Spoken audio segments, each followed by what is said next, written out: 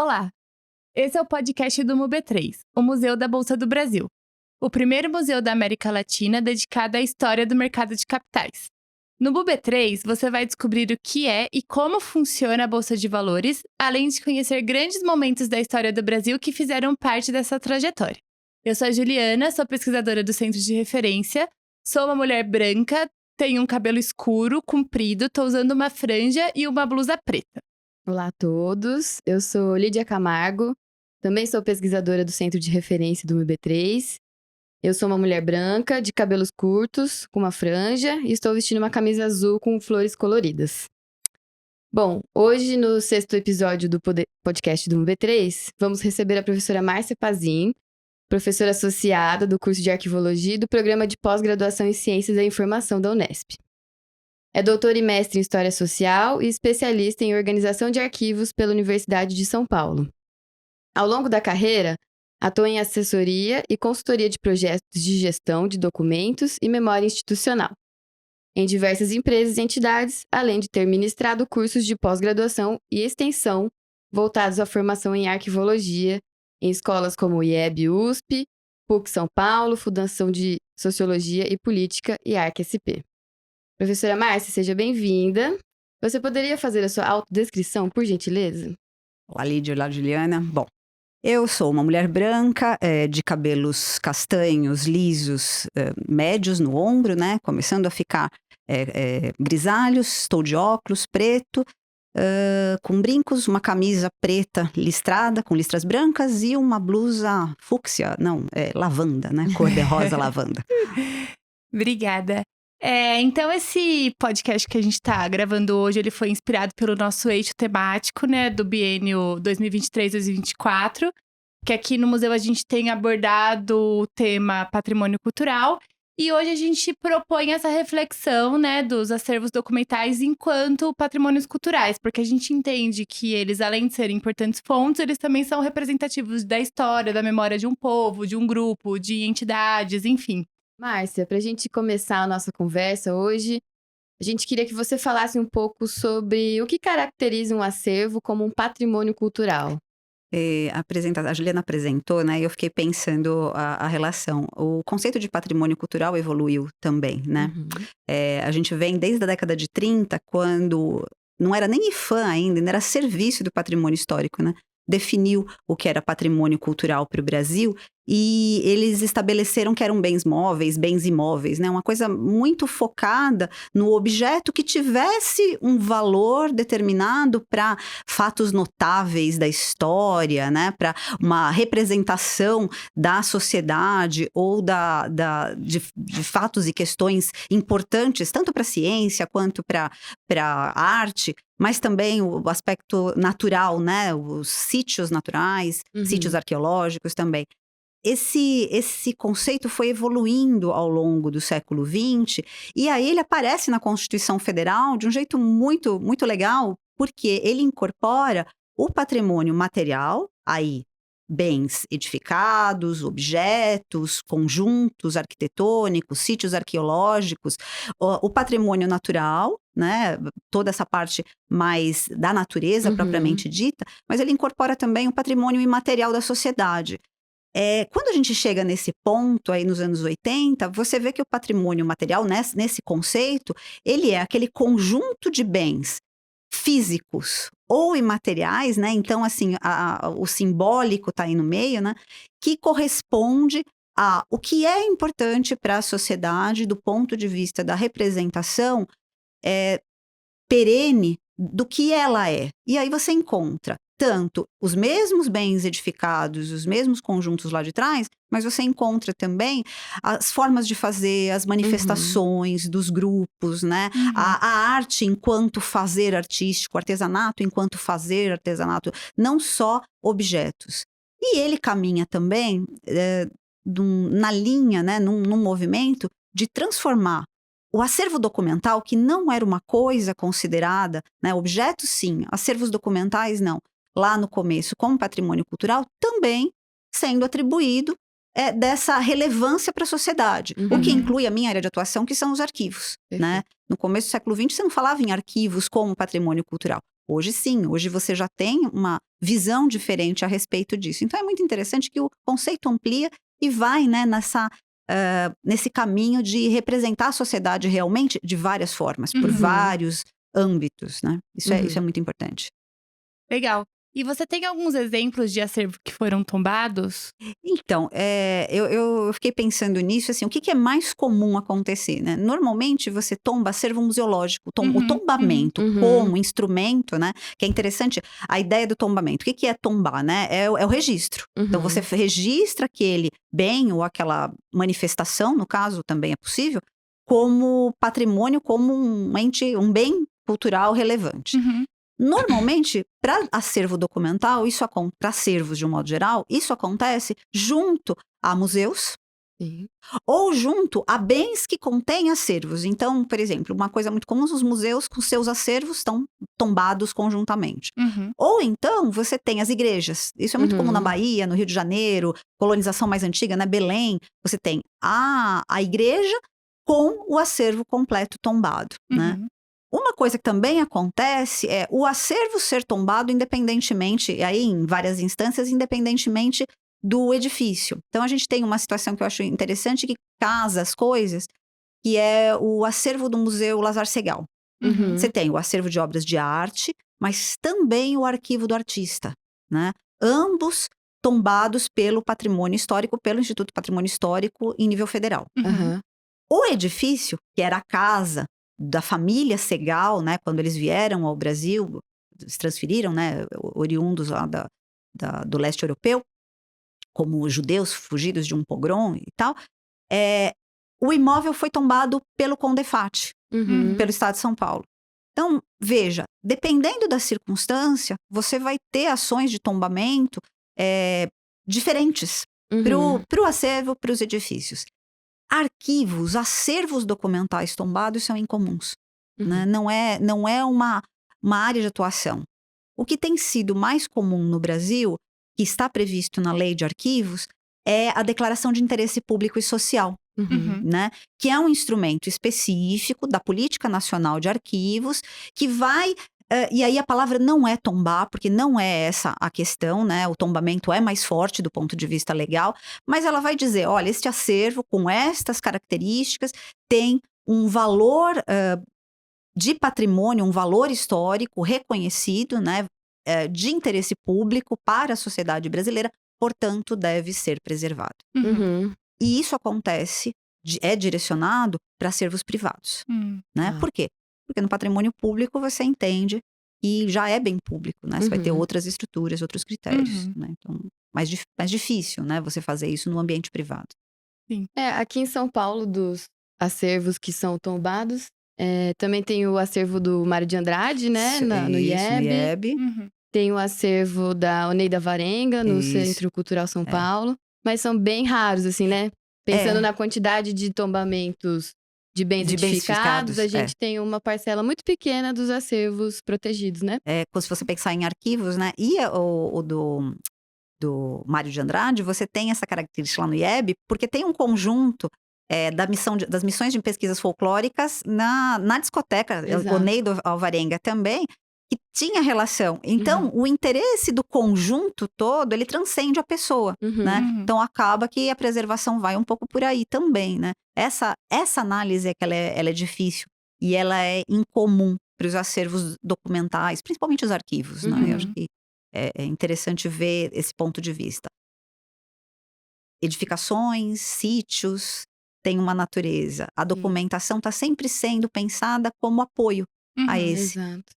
E essa documentação que é tombada junto com o bem edificado, acho que talvez, né, tô intuindo assim, por ser um tombamento muito de larga escala, ela não é tão profundamente estudada ou descrita no próprio tombamento, que pode ser uma dificuldade na preservação, certo? Isso é uma dificuldade grande, porque se você pensar num acervo documental de qualquer natureza, são dezenas, centenas, milhares de documentos. Ninguém faz descrição um a um. É diferente de você descrever um imóvel cujo conjunto aí tem cadeiras, objetos religiosos de um modo geral. Pensando numa igreja, né? Todo o conjunto do interior da igreja são objetos. Se você tiver 2 centenas de objetos, ok, você consegue descrever.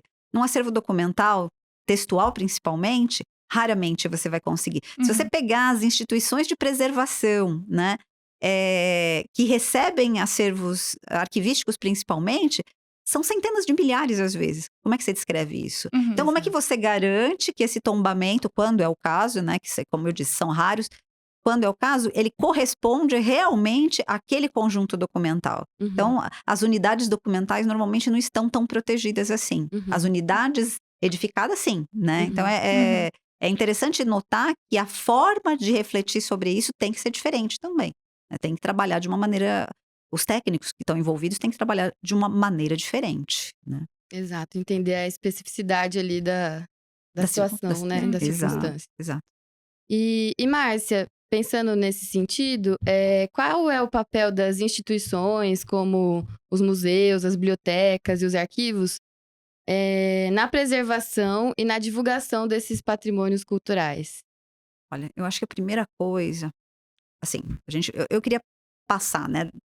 A primeira coisa é a preservação em si e a organização, né? Você criar um conjunto coeso que você consiga visualizar como coeso. Então, isso é a primeira questão. Eu vejo que hoje em dia a grande questão é passar além dessa questão da organização para conseguir desenvolver programas, projetos, ações que permitam ao público que está recebendo esse acervo, esse usuário, ele ser realmente contemplado, né? A gente trabalhou durante muitos anos organizando acervos. Às vezes nós temos a impressão que é para nós mesmos, né? O arquivista organizando para o arquivista, o bibliotecário para si próprio, né? E não olha para o usuário e para as potencialidades do acervo diante do usuário e dos desejos do usuário. Então, assim, 2 papéis. Primeiro é a organização, conservação, tratamento.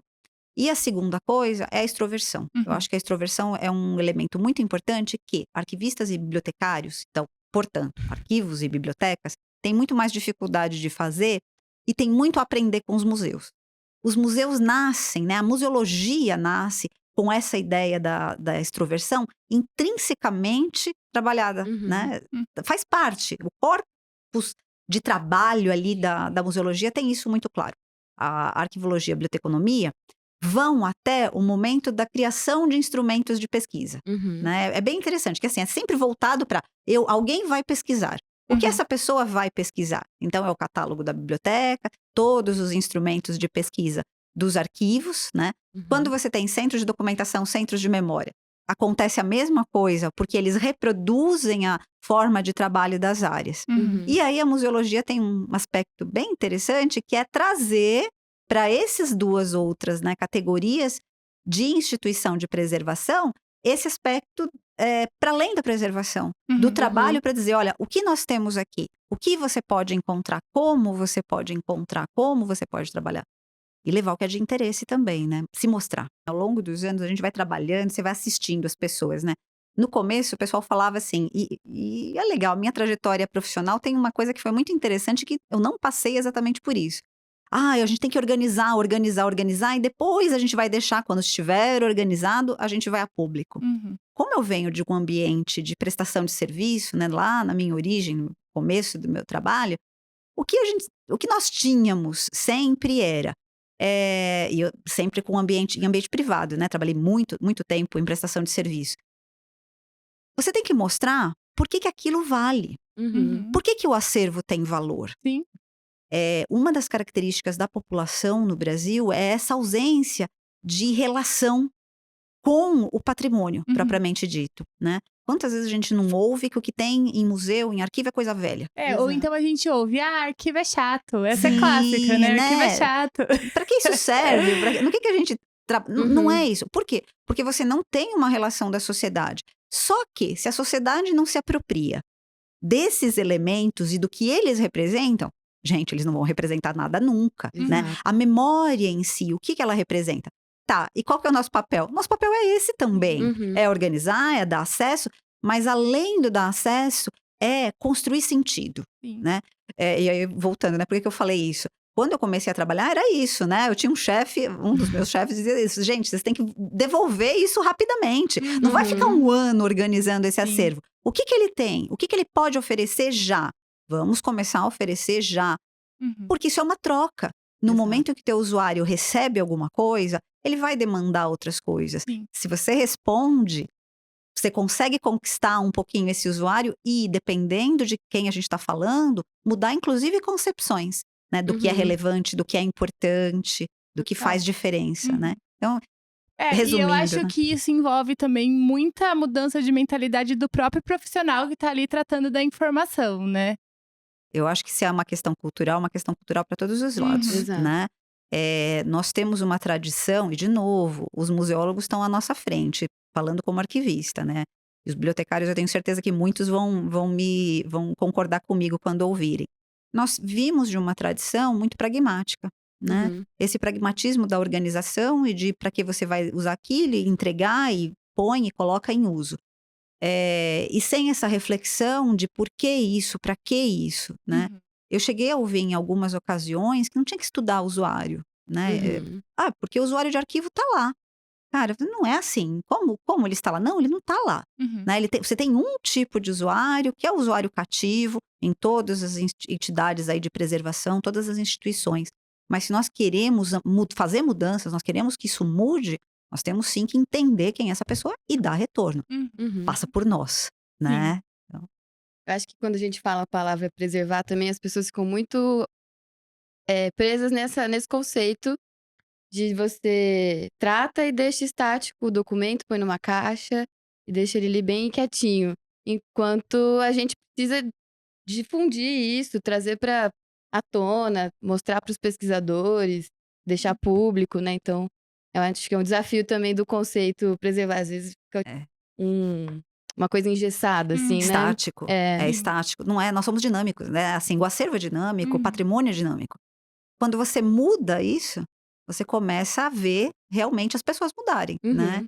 E aí eu acho que tem um compromisso social que nós temos que ter enquanto profissionais de preservação e da área profissionais de acervo, em se comprometer realmente a que a população comum compreenda o que é e passe a valorizar. Uhum. Porque normalmente não se valoriza o que não se entende, o que não Sim. se conhece. Uhum. Claro. Uhum. Quando você passa a conhecer, a É. coisa muda, né? É legal. Agora, aproveitando que a gente tá nesse papo de preservação, né? A gente gostaria de saber, de acordo com a sua experiência, quais são os principais desafios na preservação dos acervos? Olha, eu acho que a gente começou a falar do primeiro desafio, né? A primeira coisa é essa extroversão, né? Acho que isso Uhum. é um desafio importante. Mas eu acho que tem um outro desafio que eu chamaria de integridade, né? A integridade do conjunto. De novo, vou estar sempre me reportando para as questões arquivísticas que me parece que elas são mais problemáticas, né? Um arquivo é um todo orgânico, Uhum. né? É um conjunto. Ele foi criado, ele faz sentido. E na preservação ele tem que fazer sentido também. Assim como as coleções museológicas, as coleções bibliográficas, elas têm um conjunto, elas fazem sentido dentro de um conjunto Uhum. também.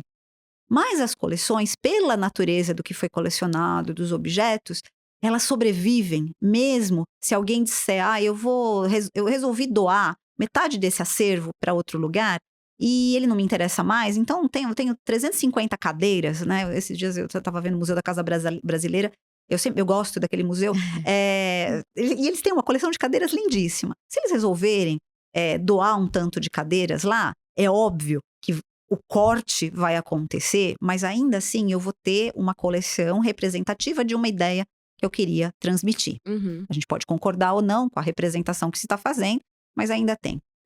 Quando você pensa em acervos documentais orgânicos, né, arquivos, esse conjunto nasceu porque alguma coisa estava acontecendo dentro daquela organização. Então, se você joga isso para o passado, o que sobrevive representa uma determinada memória daquilo que foi feito, Uhum. daquilo que aconteceu. Quando você não mantém uma lógica, não consegue manter essa organicidade no momento da patrimonialização, nesse momento de tornar aquele acervo permanente, você está perdendo a lógica desse conjunto e um pouco a razão de ser da própria preservação. Uhum. Né? Que é não preservar a coisa individualmente, cada objeto individualmente, mas preservar o que ele representa no conjunto. Uhum. Né? Então, garantir que isso aconteça é um dos grandes desafios. Eu acho que tem um segundo grande desafio que é a elaboração de políticas, sejam políticas públicas, sejam políticas institucionais. Como a gente está aqui num podcast de um museu, né, que é privado, vou falar de política institucional.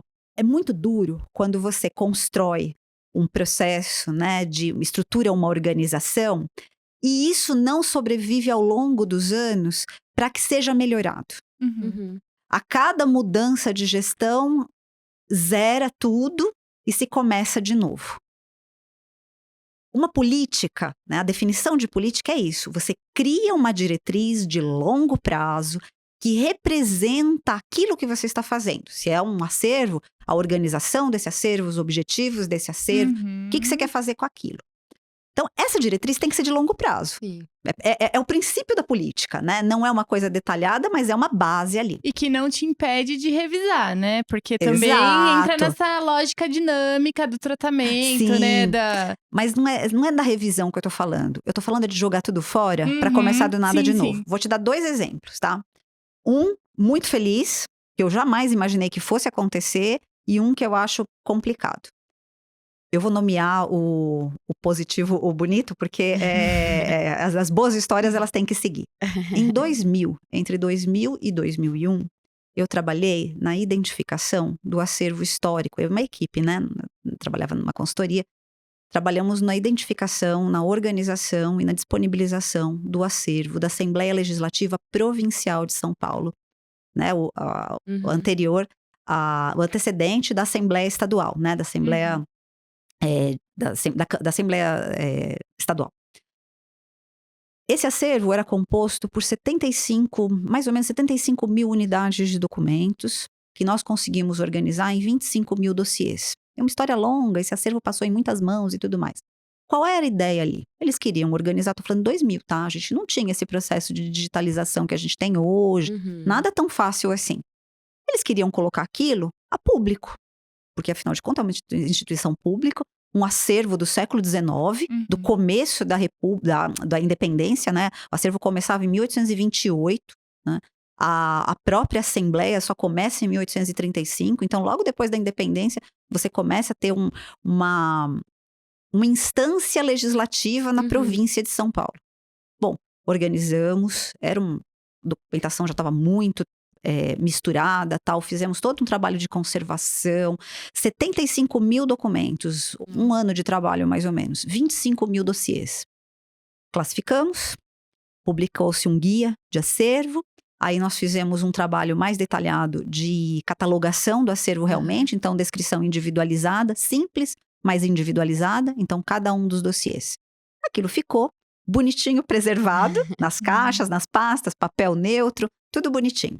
O chefe do setor do acervo histórico decidiu fazer o seguinte, falei, olha, a gente vai conseguir um jeito de colocar isso na internet. Imagina, ninguém tinha transformar um banco de dados simples para o que era SQL, novidade assim na época, né, na área. Vamos colocar isso na internet. Demorou 6 meses, mais um ano, ele colocou na internet. 25 mil dossiês com todo o conteúdo, uma descrição básica, a gente já tinha um plano de classificação. Bom, em 2004, eu entrei no mestrado. Eu já tinha feito uma primeira coleta de dados, porque a minha ideia era estudar esse acervo do ponto de vista arquivístico. Como ele colocou tudo na internet, eu não precisei voltar para lá nunca mais. Por quê? Tudo aquilo que nós tínhamos feito da organização prévia, trabalhado tecnicamente, que dali para frente eu queria estudar teoricamente, né, tipologia documental, estava feito. Disponível, bonitinho. Pois bem, isso eu tô falando 2004, 5, 6. Os anos passaram, vocês me convidaram para esse podcast. Semana passada eu falei, cara, deixa eu dar uma olhada se isso tá disponível ou não. Exercício de memória, foi lá no trabalho. Entrei no site da LESP, procurei acervo histórico, internet, página deles, abri acervo histórico. Sabe onde estão os dossiês? Lá, todos eles. Sabe onde estão os documentos dos dossiês? Lá também. Tudo digitalizado, bonitinho. Perfeito. Você abre a ficha e vem o processinho todo com todos os documentos, que aí você só vai precisar de leitura paleográfica. Tá com você ali. Se o pesquisador pegar e quiser olhar aquilo organicamente, né, na classificação, bonitinho, tudo que fazia cada sessão, consegue. Na hora que eu entrei, eu digitei lá documentos de Constituição. Constituição era o nome da vila, era a Vila de Constituição, antes de ser Piracicaba. Uhum. Nem sei porque eu pensei em Piracicaba, mas eu acho que porque eu gostava dessa combinação. Tá lá, tudo que você quiser de Constituição, com os documentos da Vila de Constituição, futura Piracicaba, com os documentos, tudo bonitinho. Uhum. Isso é política de longo prazo. Uhum. Aquele chefe primeiro, que foi quem nos contratou, fez o projeto, ele não tá nem mais lá. Uhum. Tá fazendo outra coisa em outro lugar, é servidor público, tá cedido para outro local. Perfeito. Revisaram, mudaram estruturas, mudaram a lógica de apresentação, um monte de coisa mudou, Uhum. mas a base tá lá.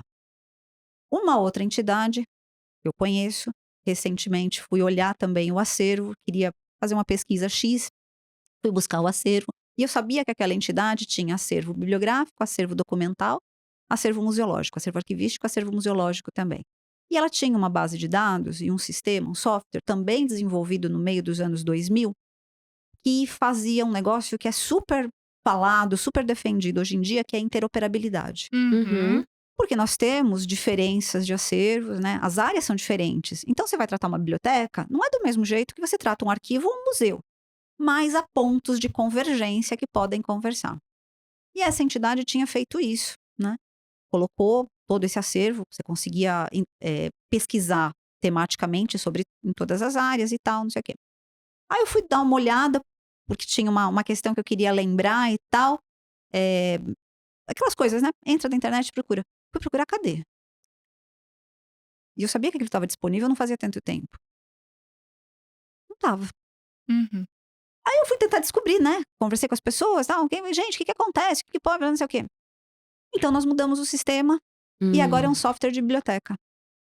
Nossa, eu quis morrer naquele dia. Me deu uma coisa. Eu falei, cara, não é pra fazer isso. Isso não é revisão. Uhum. Isso é você pegar um negócio que já estava feito e planificado e conversando e acabar com a conversa.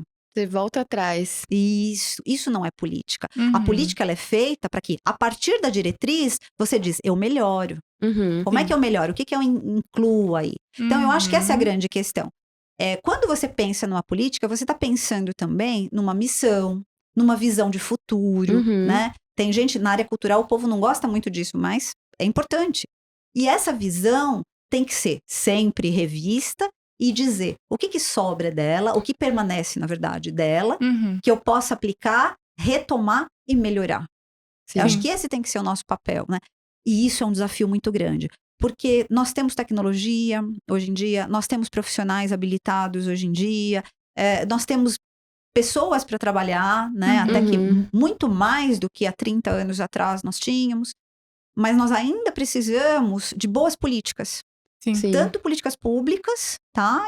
Quanto políticas institucionais, bem refletidas, bem trabalhadas. E aí, a gente precisa de conhecimento para isso, né? Então, gente atuando, né? De Exato. novo, né? Tem essa mudança, você tem que estudar. A gente tem que estudar sempre. Sim. E eu acho que essa questão da política, ela perpassa o outro assunto que a gente estava conversando, né? Que é você saber quem vai usar o que você tá preservando, se propondo a preservar, né? Então, eu acho que também envolve essa questão do estudo de usuário, dos usos do acervo, né? Para além do que você vai guardar de fato. Exato. Né? Então, veja, quando você faz uma proposta abrangente, como uma política pretende ser, o que você está registrando ali é pequeno, mas você está olhando para o todo, né? Então, é preservação, é a conservação daquele acervo, é a organização do acervo, quem é o meu usuário ou quem não é o meu usuário também. Sim. E que eu posso atingir, como é que eu pretendo atingir, até onde eu posso ir, o que eu posso fazer. Então, há várias faces, né? São várias facetas que nós temos que contemplar. Então, isso torna esse trabalho mais complexo justamente porque você tem que fazer essa rede de relações, estabelecer essa rede de relações e conversar com essa rede de relações cada vez que você vai mudar alguma coisa. Exato. Isso não é simples, né? Exato. A gente tende a pensar de maneira segmentada. Então, refletir de uma maneira mais orgânica, mais estruturada, né? Pensar em rede, em rede mesmo, né? Assim, como é que a gente se liga a outros acervos, inclusive? Não com o nosso usuário direto somente, mas esse usuário tem interesses onde mais? Como é que a gente vai trabalhar isso? tudo isso é relevante, né? É Com certeza. importante. Recolher também esses dados, né, de pesquisadores, para a gente criar esse histórico da própria difusão, da própria acessibilidade do acervo, né? É um outro elemento que muita gente nas ciências humanas tem dificuldade, que é o indicador. Uhum. Indicador é um Sim. negócio super relevante, né? Mas muita gente na área cultural tem dificuldade em estabelecer indicadores. Porque o indicador não representa. Claro que ele não representa tudo, né? Mas ele vai representar determinados objetivos que você quer cumprir, né? Uhum. E a forma de trabalhar. Como é que você consegue alcançar aquilo, que pode ser pequeno, para que depois você possa dar um salto, parar de se preocupar, né, com essa Sim. primeira coisa, dar um salto e se preocupar com a próxima. Uhum. Acho que é outro desafio também, a avaliação, né? A avaliação é Exato. sempre um desafio, né? Exato. A gente falou bastante aqui sobre as políticas, mas quais outras ferramentas, Márcia, possibilitam a gestão dos acervos? Quais exemplos que você pode trazer pra gente Olha, nesse sentido? Eu vou para 2 lugares aí, tá? Eu acho que primeiro a questão das normas internacionais, normas nacionais, normas institucionais, a padronização. Perfeito. Você criar normas ou aproveitar as normas que existem internacionalmente Uhum. para esse objetivo. A biblioteconomia faz isso muito bem. Veja, tá vendo? Assim, cada área tem uma coisa que ela tem não é talento, mas que ela já desenvolveu e que nós podemos usar. A Uhum. biblioteconomia já há muito tempo vem desenvolvendo essa estruturação de normas, né, para isso. Porque você tem que ter um padrão de descrição, você tem que ter padrões de metadados, você tem que ter estruturas previamente montadas. Você consegue generalizar isso, né? Então a biblioteconomia faz isso com normas internacionais, mas você consegue criar também normas focadas em segmento. A arquivologia Uhum. está fazendo isso, aí o Conselho Internacional de Arquivos tem cumprido um papel muito importante ao longo aí das décadas, principalmente depois dos anos 90, com essa criação de normas de descrição arquivística, né? Então, para você levar a público o teu acervo, né? Pensando nessa parte mais de informação para o usuário. Quais são os elementos básicos? Então, eles Uhum. começaram lá com a ISADG nos anos 90, que no Brasil acabou sendo traduzida, né? E tem a NOBRAD, que é a Norma Brasileira de Descrição Arquivística. Uhum. Mas você tem uma evolução de normas. Você tem um MISAR-CPF, que descreve as pessoas, as Uhum. responsabilidades. Você tem um instrumento pouco usado, mas que é muito interessante, é ISDF, a Norma Internacional de Descrição de Funções. Para fazer tabela de temporalidade, para fazer plano de classificação, Sim. para as pessoas entenderem por que a gente está organizando aquilo, o que representa. Quando você tem um plano, você tem uma representação daquele acervo. Ficaria mais fácil para as pessoas entenderem também. Mas a gente não faz essa segunda etapa. Isso é muito importante. Até o ponto que essas normas evoluem e você consegue apresentar isso de uma maneira mais relevante. A segunda coisa que eu vejo tem a ver um pouco com o que eu falei antes, desses 2 exemplos que eu dei para vocês, que é aproveitar melhor os sistemas que existem, a estrutura de tecnologia que existe para desenvolvimento de software principalmente, né, nas áreas, todas Sim. elas, que atendam às áreas, né.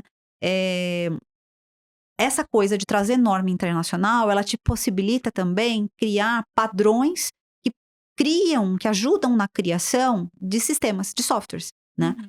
Então, na biblioteconomia, o pessoal tem MARC 21, tem outros todos lá que o pessoal usa. A gente tem alguns softwares que nasceram a partir dessas normas de descrição e que estão sendo usados aí no mundo todo, né? Ou para descrição e para extroversão do acervo, ou para, inclusive, preservação do acervo, para serem usados como ferramentas aí de organização e preservação. Vou dar 2 exemplos. O Atom, que é um sistema, um software já até que razoavelmente antigo, open access, Uhum. de acesso aberto, do ICA, né, que é o Conselho Internacional de Arquivos, que disponibilizou isso. Uhum. Fonte aberta, você optimiza, tem uma comunidade internacional enorme que trabalha com isso, Legal. então qualquer um pode usar, pode baixar, pode usar, vai pagar eventualmente customização, quando é o caso, mas que é o menor custo possível.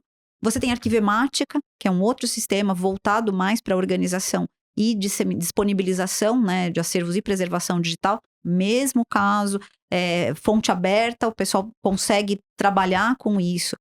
Quanto mais você tiver padrões, estruturas, tanto do ponto de vista da lógica dos nossos processos, né, de trabalho técnicos, quanto da tecnologia, e essas 2 coisas convirjam, você vai ter mais produtividade e mais sucesso na organização, na extroversão, na própria preservação, né? Acervo organizado, ele sobrevive melhor, né? É mais difícil você acabar com um acervo que está nas caixinhas bonitinhos, o acesso está lá para um público, né? Você consegue visualizar aquilo dando fruto. Então, fica cada vez mais difícil de desaparecer, né? De que não se tenha ele ali à mão. Vira uma obrigação, né? Você tá organizado, tá ali, alguém vai cobrar de você. Então é mais fácil, né? E outro assunto que a gente já entrou, né, que é em relação às novas tecnologias. A gente gostaria de saber como que elas estão transformando a gestão e a preservação dos acervos. Bom, tem um aspecto técnico da coisa, né? Então, você começa a ter ferramentas de organização, ferramentas de trabalho. Mas na medida em que você tem também acervos em novos ambientes, você começa a ter preocupações diferentes a respeito desse acervo. Isso é um lado da coisa. Então, você tem documento digital, você tem objeto digital, você tem composições, né? Eu fico me perguntando, não é a minha área de atuação, mas eu fico me perguntando como o pessoal está resolvendo o tratamento da arte digital. Sim. A preservação, né? Então, você tem toda uma estrutura, uma lógica, né? Que para cada nova atividade vai ter que mudar. Eu sempre fico pensando isso. O que eles estão fazendo? Os museus tecnológicos, eles têm uma relação, né? E aí o Museu do Amanhã é um grande exemplo disso. Tem gente que gosta, tem gente que não gosta. Eu não vou entrar nesse mérito. Mas, de fato, o Museu do Amanhã tem uma abordagem tecnológica completamente diferente, né, do que nós temos visto por aí, e constrói um acervo em cima disso, que também é completamente diferente. Então, assim, você tem um desafio aí, que é incorporar isso do ponto de vista da preservação. Como é que eu garanto que a exposição que está disponível hoje, num ambiente altamente tecnológico, poderá ser novamente vista num futuro outro, quando aquilo tudo foi desmontado. Quando você tem uma exposição de documentos convencionais, de objetos, né? Você tem uma concretude em que o próprio objeto é o acervo. Perfeito? Quando você tem documentos digitais de várias naturezas aí, não necessariamente aquilo ali é um acervo original. Ele pode ter sido construído. Ele ganha uma dimensão de acervo e, eventualmente, até de patrimônio, porque ele foi constituído naquele momento com aquele objetivo. Como é que você trata isso fora do ambiente digital? Não trata. Você tem que estar dentro do ambiente digital. Portanto, você tem que ter novas ferramentas e espaço, né, de preservação para garantir que isso realmente fique, né, que sobreviva. Exato. Então, esses dois lados, né? A tecnologia para a organização, para o trabalho, as nossas ferramentas, né? Os sistemas todos que a gente tem, mas o próprio documento digital nos traz novos desafios, né? Sim, novas possibilidades também, né? Porque se a gente for pensar em democratização do acesso, a questão da digitalização é super aliada, né? Eu dei o exemplo de um exemplo, assim, modesto, porque eles não pretendiam fazer nada. Tá aí. Se de repente você quer conhecer a história da sua cidade, tem outras formas. Um professor que pegue, olha lá, um professor que pegue algo, quer construir uma aula diferente. Pegue um material que está disponível na internet, a documentação já digitalizada sobre o seu bairro, a sua cidade, o que ele encontrar, sobre um tema qualquer, e reconstrua o seu discurso a partir daquele acervo que está ali na mão dele. Ele está trazendo uma coisa para a garotada, para os jovens ali, completamente diferente. Não é disso que a gente está falando quando a gente está falando de metodologia ativa agora, tanto com a garotada, né? Você vai ensinar, você tem... A educação está voltada para isso. Gente, nós temos muita coisa. Precisa, e aí é nosso papel também, é que os profissionais também cumpram o seu papel de ajudar a sociedade. É a história do usuário de novo, né? Ajudar a sociedade nesse trabalho para que ela consiga incorporar esse acesso e usá-lo de maneira mais consistente. Isso tem melhorado muito ao longo dos últimos anos. A gente vê iniciativas incríveis em escolas, em ambientes outros. A educação não formal dos museus, né? Vocês têm essa experiência aqui com toda essa possibilidade que a virtualidade, né, o ambiente digital te proporciona. Sim. Sim. Aqui no museu a gente tem até experiências bacanas em relação a isso, né? Que a gente teve recentemente um projeto de digitalização dos nossos periódicos. Sim. Periódicos, sei lá, desde da década de 40, sabe? E aí a gente teve um feedback bem positivo, assim, das pessoas que acessaram, sabe? Conseguiram ver as revistas e tal, foi bem legal. A nossa próxima questão, né? Nossa próxima pergunta é bem nesse sentido, né? De tornar o acervo mais acessível ao público em geral. Então, acho que esses casos que a gente tem aqui no museu, por exemplo, que é o uso do Google, o próprio site do museu, que tem uma aba direcionada ao acervo, as nossas entrevistas do programa de História Oral que legal. estão disponíveis no YouTube.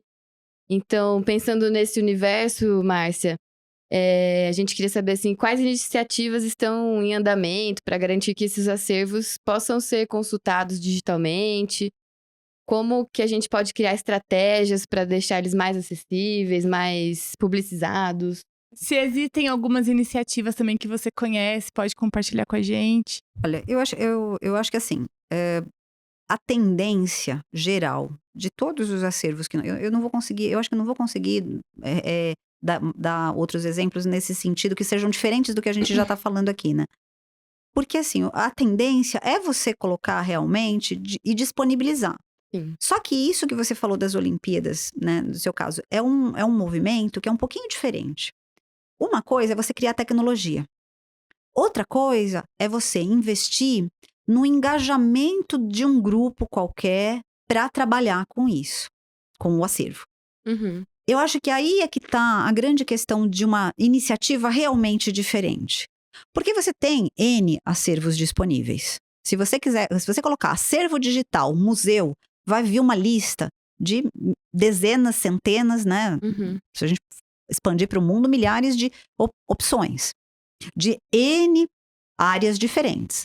Agora, se você começa a pensar que eu disponibilizei, mas eu criei uma ferramenta de troca com o meu usuário, eu começo a ter uma dinâmica diferente. Eu vou dar um exemplo da Coca-Cola, que já é um exemplo até que antiguinho, quando eles fizeram um aniversário redondo aí, tempos atrás, que me veio agora com a gente falando.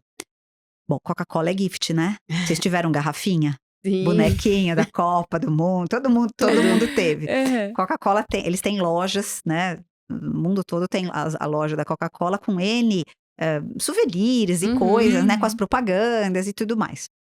A gente tem no Brasil, a gente tem uma série de marcas que fazem isso também, né? Há uns anos atrás, quando eles fizeram um dos aniversários redondos, acho que foi 125 anos, o museu originário, o acervo histórico da companhia, criou uma página comemorativa, mas que era uma página dinâmica.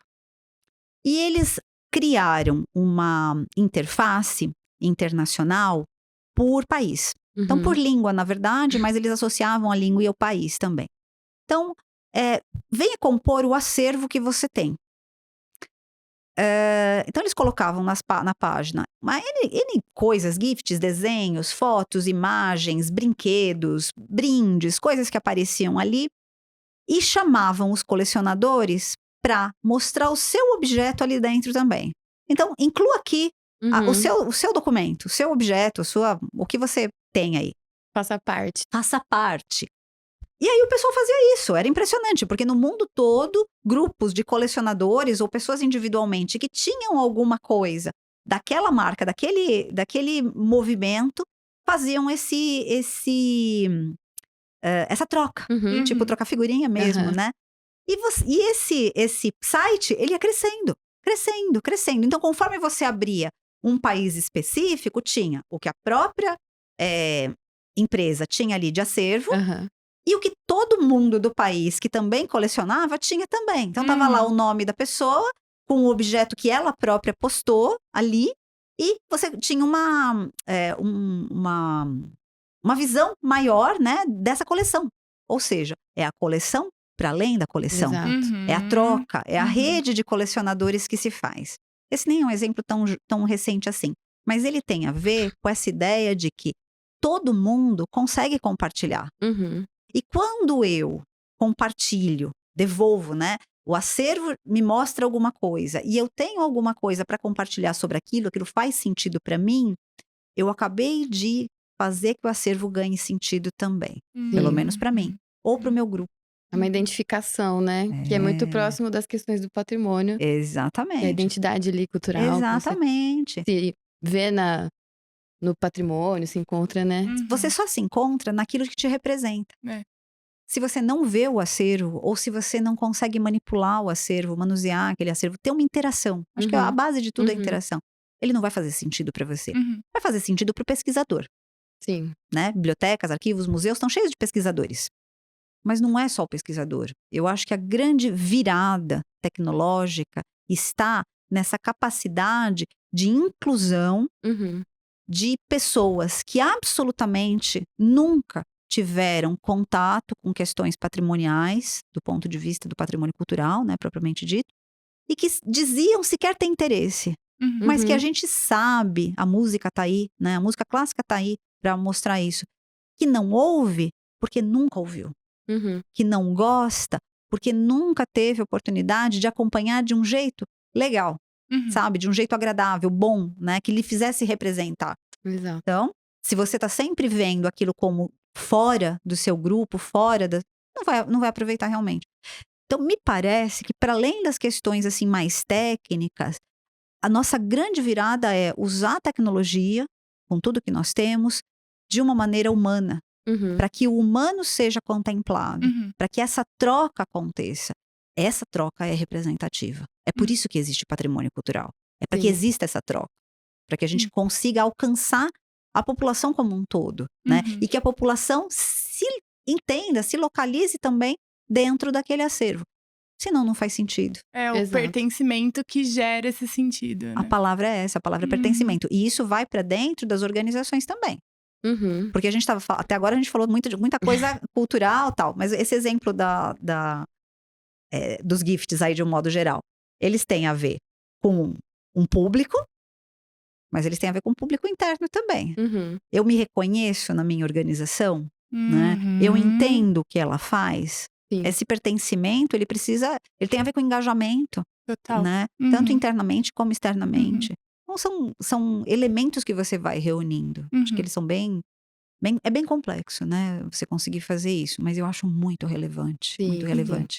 Acho que a gente passa de um lugar, né? Porque a gente ultrapassa só o pesquisador e vai para uma outra camada de criar um laço mais profundo com a sociedade, né? Exato. Eu acho que é isso que tá nos faltando e eu ainda. acho que tem um pouco a ver com a questão da própria responsabilidade social, né? De um equipamento cultural, seja um museu, seja um centro de memória, seja um arquivo histórico, enfim.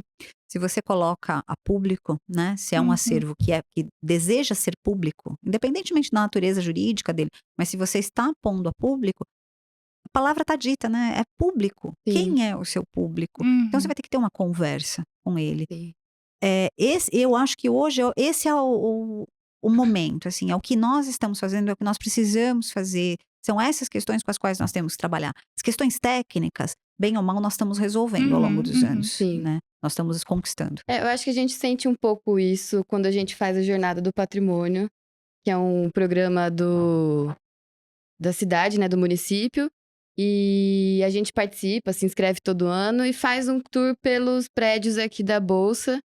E a gente tem o contato com as pessoas, né, com o público. Porque o fazer do acervo, às vezes, é muito interno. Então, a gente, sim, fala com os pesquisadores, deixa as coisas disponíveis na internet, nas nossas páginas. Mas a gente não tem aquele retorno ao vivo, né? E aí, quando a gente tem a experiência da jornada, a gente consegue ver as pessoas entenderem de fato o nosso fazer. E é uma diversidade bem grande, assim, de gente, de formação, de gosto, de interesse, sabe? E aí, a gente ter esse contato é muito legal, porque muito a gente entende que as pessoas realmente se interessam, sabe? Desde que elas saibam que existe, desde que elas vejam onde está, né? Desde que aquilo se aproxime delas.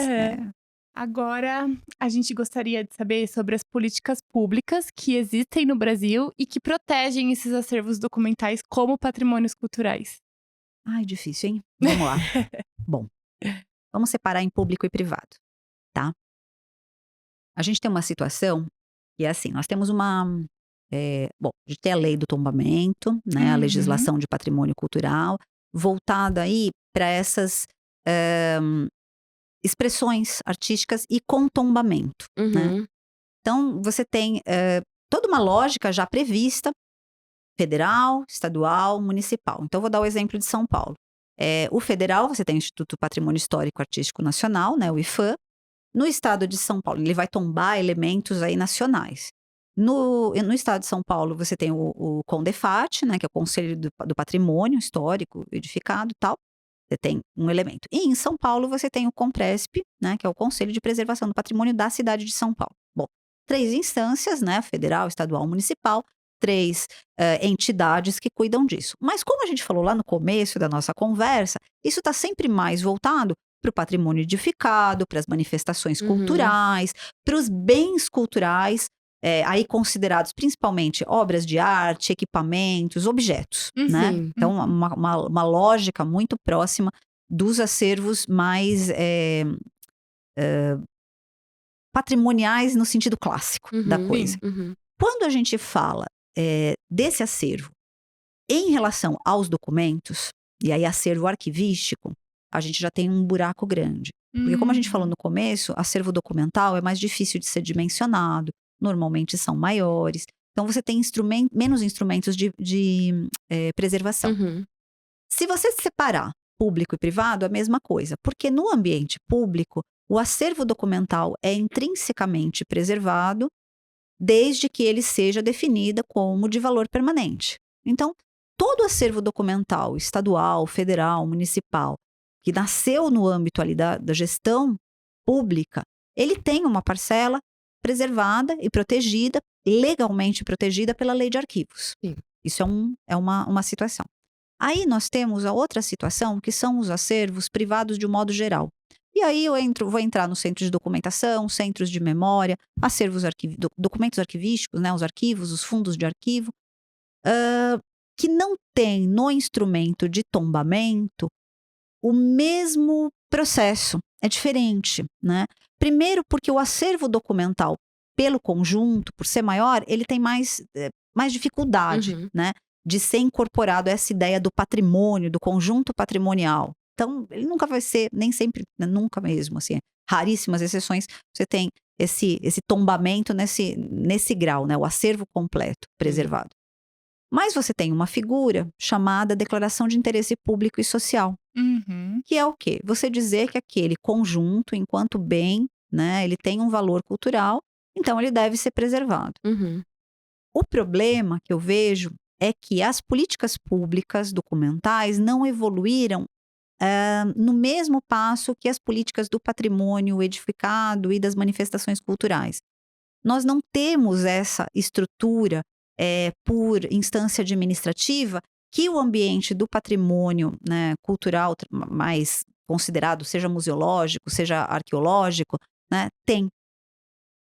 No ambiente documental, você tem que contar com a preservação do instituidor, do criador, do titular daquele acervo.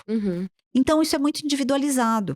Mesmo onde há essa declaração de interesse público e social, não significa que você tem algum mecanismo de fomento. Sim. Não há mecanismos de fomento. Diferentemente do patrimônio público, o patrimônio cultural de origem privada, ele está sempre à mercê dos desejos individuais do próprio titular. Nós temos algumas instituições muito relevantes que têm cumprido esse papel muito bem. Quanto mais antigas, quanto mais relevantes socialmente, muitas dessas instituições criam e mantêm políticas institucionais de preservação. Mas a gente tem o outro lado também. Né? Muitos, não acontece nada. Muita gente desaparece. Centros de memória que desaparecem, centros de memória que são fechados, sem que se possa fazer nada a respeito. A lei de arquivos está sofrendo um processo, ela está num movimento de atualização. Tem um projeto de lei, né, tramitando no Congresso para que ela seja atualizada. E houve uma grande discussão, né, nas áreas ligadas aos acervos, tentando instituir mecanismos de política pública voltados aos conjuntos de centros de documentação, centros de memória, que não estivessem cobertos pela legislação, né, de documento público, que é, né, uma parcela significativa e que estava em aberto. O que se pode fazer do ponto de vista de política pública? Fomento. Tá. Né? Então, as entidades públicas ligadas à preservação teriam que ter a obrigação de desenvolver ações de incentivo, de um lado, se não de incentivo de recolhimento, por outro lado, ou de facilitação ao processo de organização, para que essas entidades que têm patrimônio cultural como propriedade mesmo, privada, como acervos, pudessem ou soubessem como desenvolver esse acervo e tratar.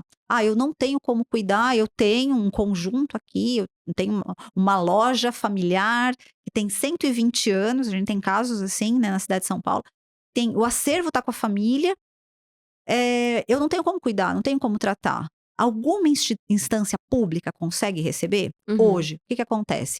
Essa pessoa, esse proprietário, ele tem que sair correndo atrás de quem quiser receber, pedir, pelo amor de Deus, que receba, né, se ele realmente tiver interesse, fazer todo um movimento de trabalho para isso, porque ele não tem condições de desenvolver o acervo, de ficar com o acervo.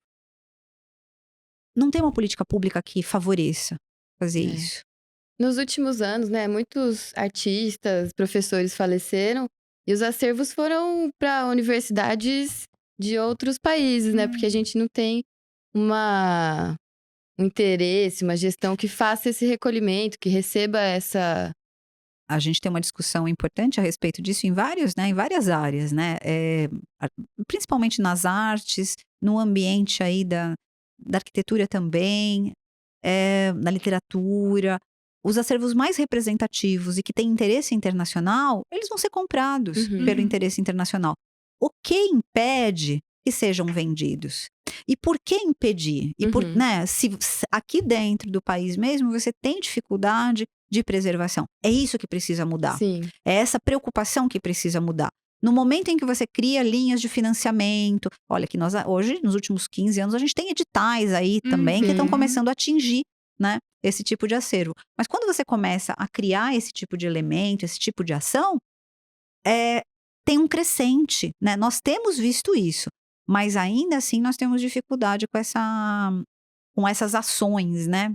Porque não está institucionalizado. E aí, realmente, né? Se vai ficar maltratado aqui, eu prefiro que leve para fora, onde fique bem tratado. Essa é a fala de praticamente 100% das famílias que venderam ou eventualmente doaram, muitas delas comercializaram esses acervos, porque havia entidades internacionais com interesse no acervo. E nesses locais vão ficar bem preservados.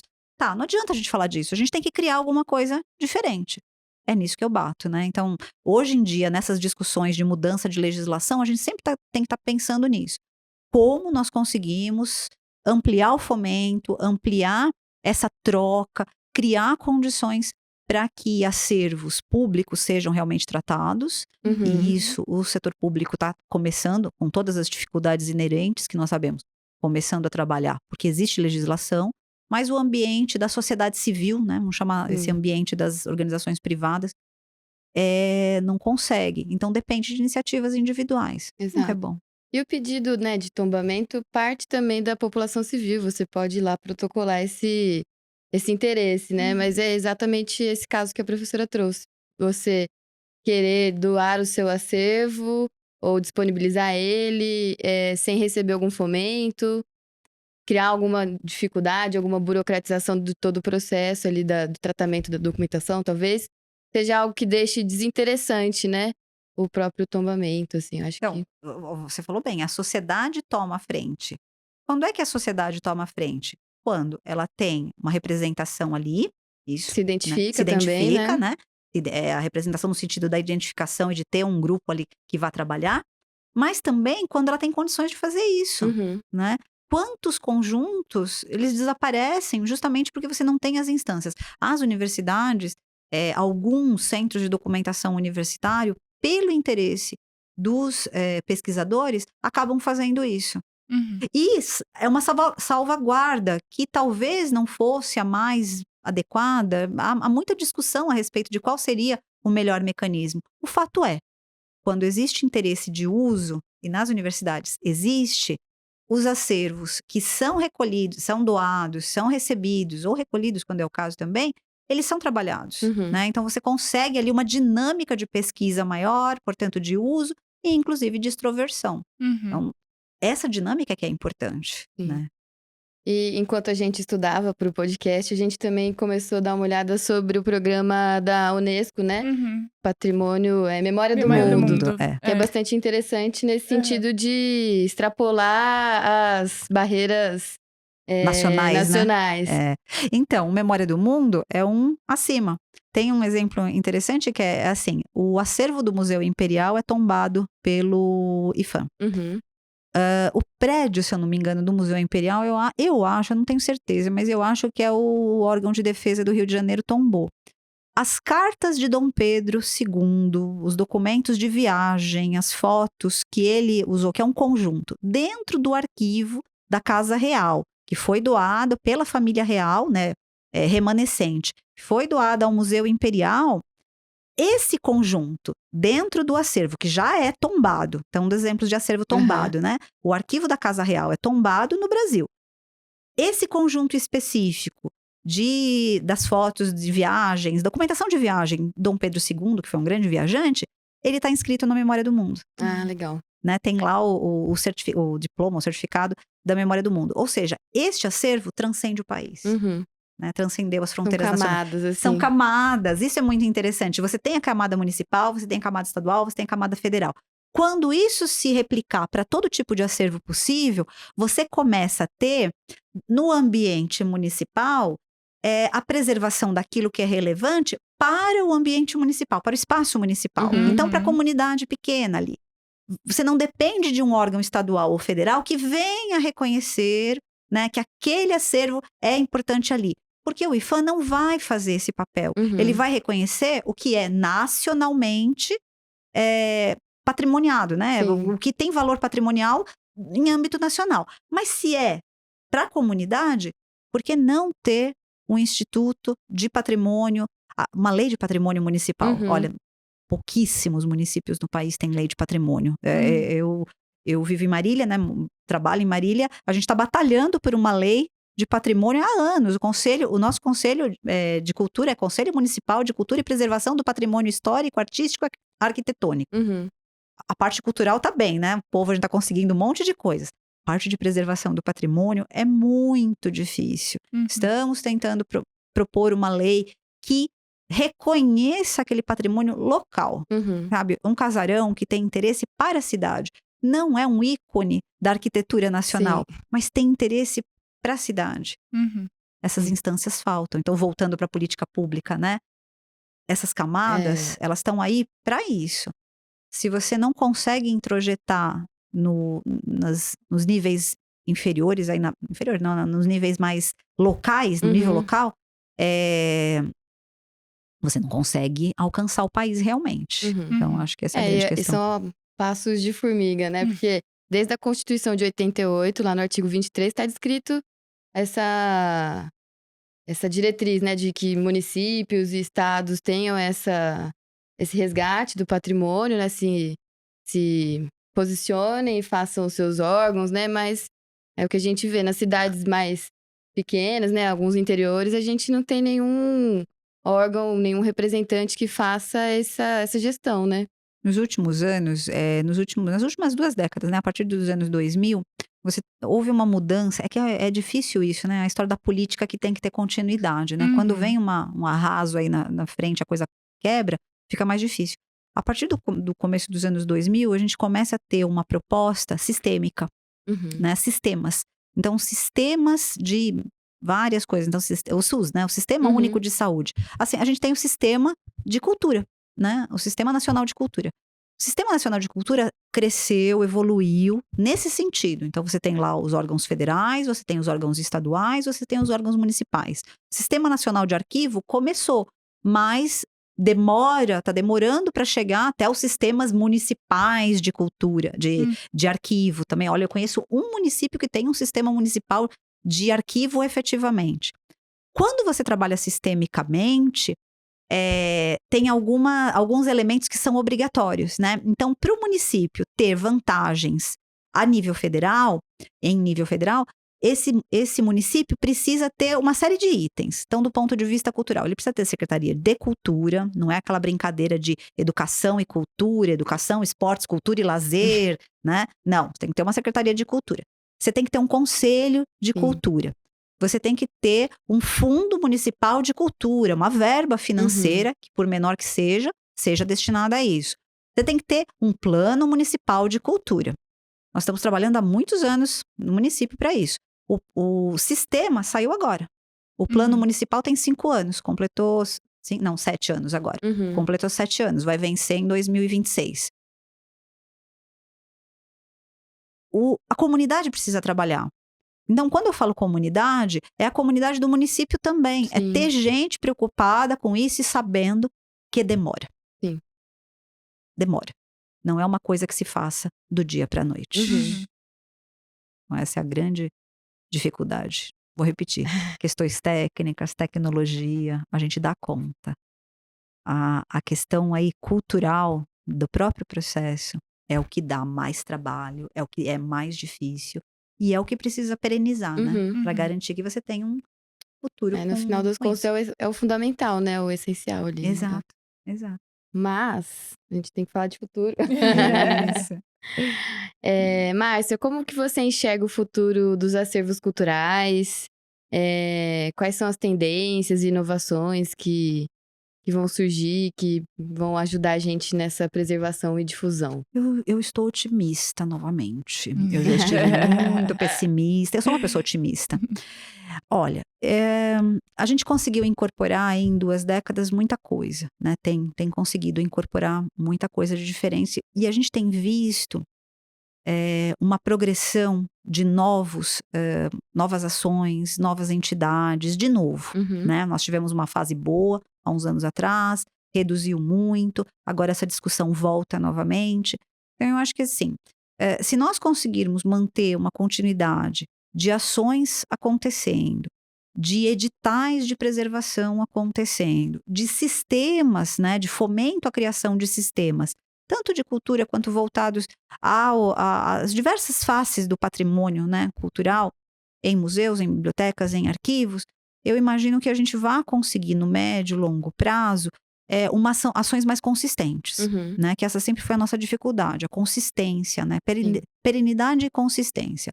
Gradativamente também, a tecnologia está se tornando mais amigável no sentido de que você consegue mais elementos, consegue trabalhar mais, consegue fazer mais coisas, né? E reconhecer.